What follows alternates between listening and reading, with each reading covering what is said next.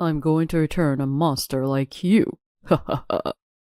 My husband coldly said that to me, a person who has suffered severe burns on my face. He narrowed his eyes and twisted his lips. He snorted with laughter, and it was clear he was mocking me. However, the cause of my burns was my husband. We got into an argument, and in his irritation, he pushed me hard. I lost my balance and ended up plunging headfirst into the stove. That was what happened. It's your own carelessness. What, are you saying I did? There's no way it's my fault. He kept insisting he was not to blame. He never once apologized or showed concern. To make matters worse, he hurled terrible insults at me and even presented me with divorce papers. Exhausted by the unreasonable treatment and verbal abuse, I decided to take those papers and go back to my parents' house. I explained everything to my welcoming parents, including how I got the burns and what my husband has said to me. My dad's vein on his forehead was about to explode, and my mom's usually calm face turned into a scary look. It was clear they were angry for me. Then my father said, Shall we make him regret this? He's on a mission to get back at my husband. My name is Cindy. I'm 32 years old.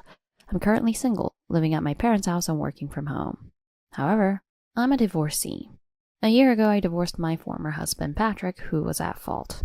He was a colleague at my workplace. He was in charge of my training when I was a newcomer, and at that time, I had a strong impression that he was a kind person. Gradually, we became closer, and our conversations outside of work increased. Our relationship deepened quickly as we started having lunch together and going out for meals after work. I like you. Would you go out with me? Our relationship began with his confession, and those times were still filled with happiness. He always gave me presents on anniversaries and bouquets on ordinary days. I often thought how happy I would be every day if I married him. I couldn't imagine a future without him, so when he proposed, I immediately said yes. But from there, difficult days began. Now, being away from Patrick, I am able to spend peaceful days. I still dream about those times occasionally, but I'm not as troubled or depressed as before. I believe all this is thanks to my parents' kindness.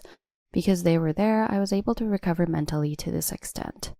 My father is 63 years old, retired, but still in good health, without any sign of slowing down. Let me know if you need anything, is his favorite saying, and he's been very reliable. My mother is a bit younger than my father, skilled in cooking, and has a bright personality. Though I sometimes take on the dinner preparation thinking I shouldn't always rely on her, I still can't match her cooking. Living at home has not only improved my mental health, but also my physical condition gradually. I still have a large burn scar on my face and I'm currently undergoing treatment. Compared to when I first got the injury, it has healed quite a bit. It took various experiences to reach this point in my life.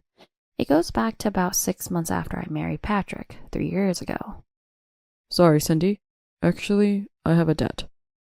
That fact came to light one day when he told me. After dinner, instead of our usual cheerful drinking and laughing while watching TV, he awkwardly spoke up. I gazed at his face, wondering if that's why he was slow with his fork that day. He stubbornly avoided eye contact, focusing intently on a corner of the table. Perhaps he thought it was better to come clean sooner or later since it would inevitably come out as we continued our married life. Because Patrick's income alone was not enough to repay the debt by himself, I had no choice but to help with the debt repayment. Even though we both worked, our household finances became unmanageable once living expenses and debt repayment overlapped. We gave up on spending money on hobbies and cut down on food expenses, but there was a limit to that. With no financial leeway left, we ended up living with Patrick's mother's house.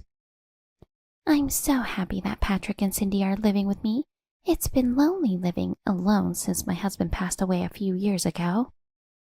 My mother-in-law, who had been living alone since losing her husband a few years ago, gave us a warm welcome. Seeing this, I felt relieved. I thought I wouldn't have to worry about being mistreated as a daughter-in-law. We should be able to live together harmoniously, all three of us. That was my naive thought, and I soon realized my mistake. My mother-in-law's acceptance of our living together was not just because she was lonely. She wanted a new source of income. She was vain and quite extravagant with money. You'll be laughed at by people around you if you use cheap stuff. You have to own at least 1 or 2 brand name items. She would come home with high-brand shopping bags, not just once or twice. And while she said one or two, there were numerous brand-name bags, wallets, and shoes in the house. Isn't it unnecessary to buy so many? Especially wallets and pouches. I think having one each is enough. I timidly tried to point this out. I wouldn't complain if all the purchases were made with her own money. The problem was that she kept asking me for money. I contributed to the household expenses for the three of us, and initially, my mother-in-law would withdraw money from her own account to buy luxury items. But presumably, her savings ran out. Eventually, she started asking me, "Cindy dear, could you lend me some money, please?" She says she would pay it back someday, but that never happened. I learned the hard way that the often heard promise of paying back money lent should not be trusted. I took on multiple part-time jobs to support our finances. Knowing my payday was approaching, my mother-in-law would start pressuring me. "Your salary is coming soon, right? Then lend me some money, will you?" Her demands became more intense day by day, and my spirit was gradually worn down. I was being cornered both financially and mentally. "Hey, can you please ask your mother not to waste money? It's tough for me to be asked to lend money over and over." Unable to bear it any longer, I decided to ask Patrick for help. I thought his mother would listen if her own son spoke up rather than his wife. However, his response was cold. "It's not like you're being asked to lend money until you're out of savings, right?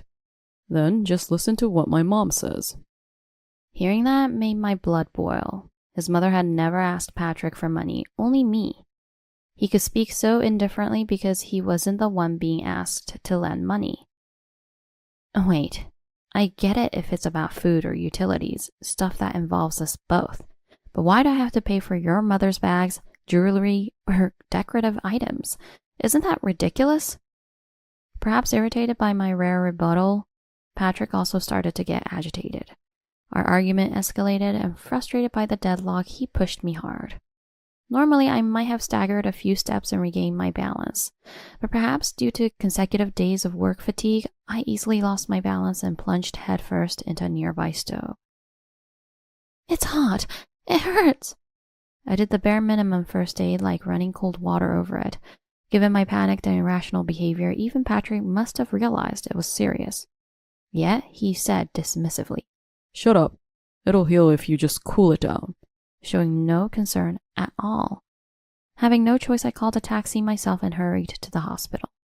I received treatment from a specialist immediately, but I was left with a large burn scar on my face. "How did this happen?" When the doctor asked for the cause, Patrick, who had come along as a companion, awkwardly turned his face away. I lost my balance and fell, headfirst into the stove. I didn't say it was Patrick's fault, but as I spoke slowly, harboring deep anger and sadness inside, he conspicuously hung his head, perhaps aware of his guilt. "Your injury is not my fault. You just dove in on your own." Although Patrick hadn't said a word in the hospital, once we got home, he began to shout angrily. "It's your carelessness." "What? Are you saying I did? There's no way I'm at fault." He continued to insist over and over that he was not to blame, that it was my fault. I said nothing and just waited for the storm to pass.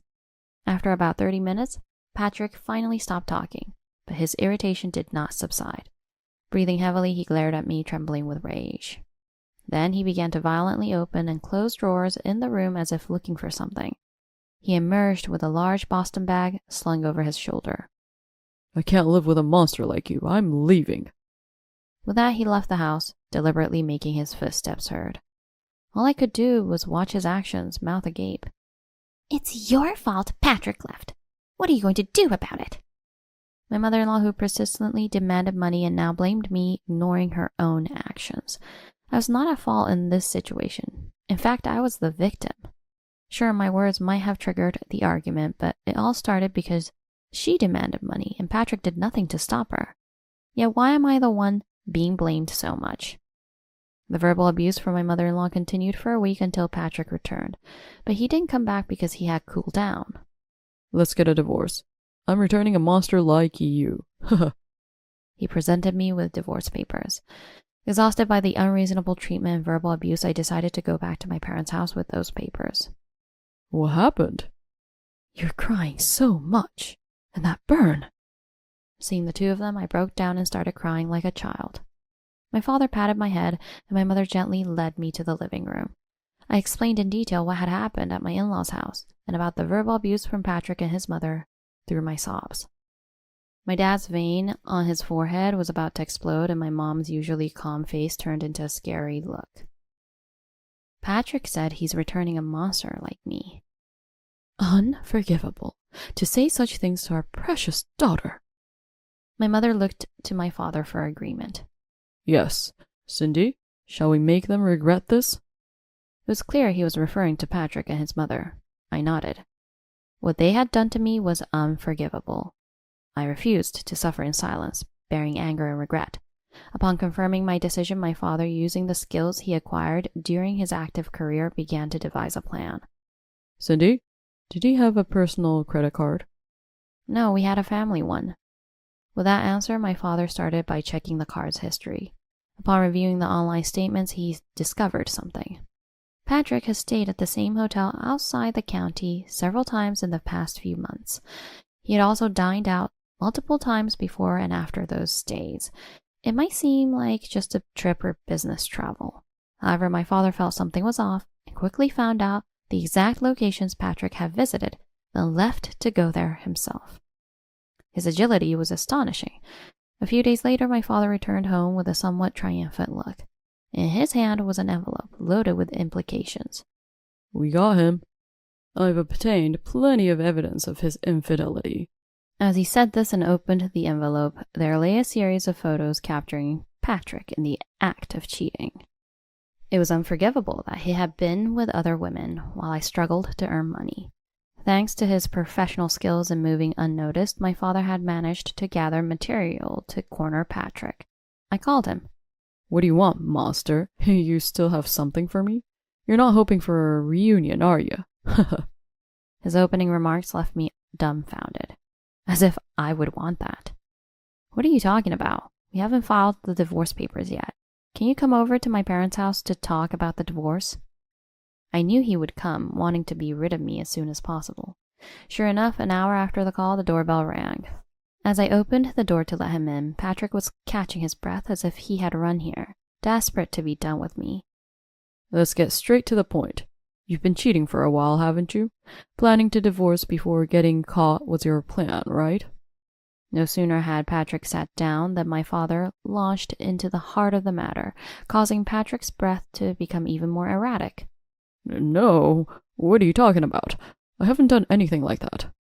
He stammered a denial, unable to look us in the eye when the conversation turned inconvenient, just like when he had disclosed his debt, staring at the corner of our dining table instead. Without missing a beat, my father began laying out the photos of Patrick's infidelity on the table. As the table filled up, Patrick's breathing quickened, betraying his panic. These photos are fake. Someone must have set me up. Maybe they're edited? The evidence isn't just these photos. We've got videos too. Patrick, not anticipating videos, widened his eyes in shock. We'll use this evidence to demand compensation from you. My firm statement seemed to be the last straw for him, and he left without a word. A few days later, Patrick returned to my parents' house, but this time he wasn't alone. He brought his mother with him. They incessantly rang the doorbell until I reluctantly cracked the door open, only for them to force their way in. This is all your fault. You've ruined my life. Exactly. We're going to sue you for damages. Their shouts filled the house, bombarding my eardrums with their incomprehensible logic. Why would they demand compensation from me? Despite the situation, I couldn't help but be puzzled, mirrored by my parents' baffled expressions. Patrick's affair partner turned out to be the daughter of the president of the company where he worked. My father, analyzing the photos and videos, had identified her and sent a demand for damages to the company. The company was thrown into chaos. The rumor of their affair spread quickly, and both were viewed with disdain. The president's daughter had been seen as a paragon of virtue, and the revelation of her affair, especially with a lowly employee, caused even greater uproar. The president, furious upon hearing the news, deemed their actions unacceptable. Given his disdain for misconduct, he fired both Patrick and his daughter. Patrick attempted to argue, but, already discredited by his debt, had no choice but to accept his fate. What enraged Patrick's mother wasn't his dismissal per se, but the loss of income it entailed adversely affecting her. She didn't just see me as a cash cow, but her son as well. I sighed in disbelief at her selfish nature. It's all your fault. Now I have no money to spend. She stomped her feet and flailed her hands, looking like nothing more than a child throwing a tantrum when things didn't go her way. How dare you, being a monster? What do you mean by calling her a monster? My father intervened calmly. In her anger-impaired judgment, Patrick's mother answered every question she was asked. Patrick pushed her, and that's how she fell face first into the stub. But it's not his fault, okay? She lost her balance all by herself. My father managed to make her talk about the circumstances under which I got burned. He smiled smugly and stopped the recording on the recorder he had hidden on his back. Now we have all the evidence we need. We'll be claiming for the affair as well as the burns. That was all we needed to discuss that day. I told Patrick and his mother to leave our house. Patrick then suddenly changed his demeanor. You! What are you recording, huh? Don't mess with me, you coward! He yelled and lunged at me. His eyes bulging, teeth bared, he looked like a demon. His hand stretched out to grab my collar seemed to move in slow motion. The memory of our argument before I got burned flashed back. He had pushed me hard then too. Frozen with fear of being injured again, my legs wouldn't move. Just as Patrick's hand almost reached me, my father acted. With agility, bellying his age, he restrained Patrick. In no time, Patrick was face down on the floor, his arms secured by my father. It turns out my father had once been part of the police special forces. Always possessing a strong sense of justice and confidence in his physical strength, he made good use of it. Though retired, he never skipped his daily training, maintaining his muscle and often looking younger than his age. Get off me, damn it! That hurts! That pain is nothing compared to what my daughter endured. With a glare sharp as a bird of prey, my father stared down at Patrick struggling. The pain my father mentioned wasn't just the physical burns, but also the emotional torment inflicted by Patrick and his mother. A man who can't protect his family doesn't deserve to be a husband. Stay away from my precious daughter forever. With a stern voice, Patrick's resolve crumbled and his flailing ceased. Cindy, call the police. Okay, I will. The mention of the police made them twitch, but they didn't run. Silence fell as we awaited the police, a stark contrast to the earlier commotion. Soon officers arrived and took the now docile Patrick and his mother away. Thank you for your cooperation. After seeing my face, the officer looked at my father and saluted him. Thanks to the evidence my father gathered, I managed to get proper compensation from both Patrick and the president's daughter he had an affair with. They couldn't deny their actions with the evidence at hand. Furthermore, I received repayment for my burns from Patrick and all the money I had lent to his mother. They had no choice but to sell their luxury items to come up with the money. I was able to use that money for my burn treatments. While scars haven't completely disappeared, they're gradually fading. Patrick, still burdened with his previous debts, now has to work endlessly just to make ends meet. Patrick's mother, who had never worked while I was living at their house and spent her days going out, was now hustling just like Patrick because selling bags and accessories alone wasn't enough to cover her debts. I was surprised to see such a change in her, who used to dress up with lots of jewelry and now reportedly wears the same sweats every day. Why'd I have to work this hard? It can't be helped, right? We have debts to pay off. They are said to be living in constant quarrels every day. I heard this through rumors, so I can't be sure if it's true. After all, I have completely cut ties with both of them. But just hearing about it, I can easily picture the scene. I'm living peaceful and happy days with my parents. To give back to them, I am planning to take them on a trip. Imagining their joyous faces, I couldn't help but smile.